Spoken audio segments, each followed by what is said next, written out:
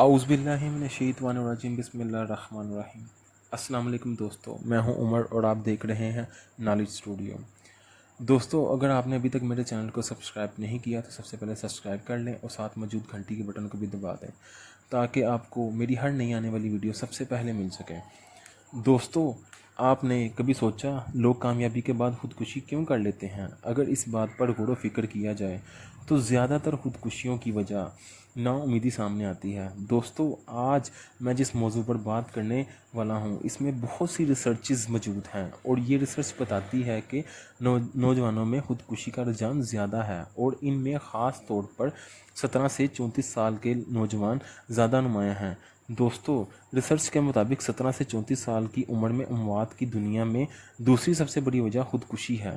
دنیا میں ہر سال 8 لاکھ لوگ خودکشی کر لیتے ہیں۔ اس کا مطلب ہر 16 منٹ میں ایک شخص ہمیشہ کے لیے اس دنیا کو خیر آباد کہہ دیتا ہے۔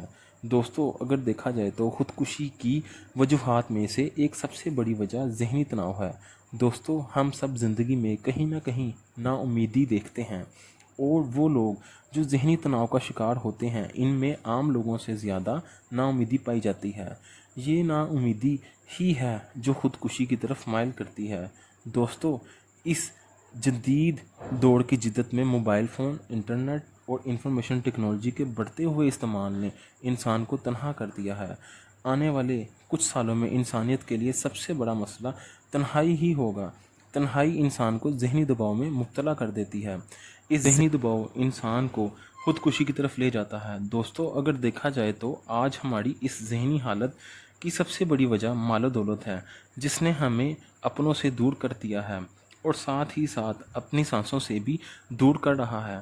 دوستو، ہمیں اس چیز کو سمجھ لینا چاہیے کہ مال و دولت سے کبھی بھی ذہنی سکون نہیں خریدا جا سکتا۔ دوستو، اگر دیکھا جائے تو مسلم ممالک میں خودکشی کا رجحان بہت کم ہے اور اس کی سب سے بڑی وجہ ایمان کی دولت اور اللہ پر توکل ہے جو ہمیں کبھی بھی نا امید نہیں ہونے دیتا۔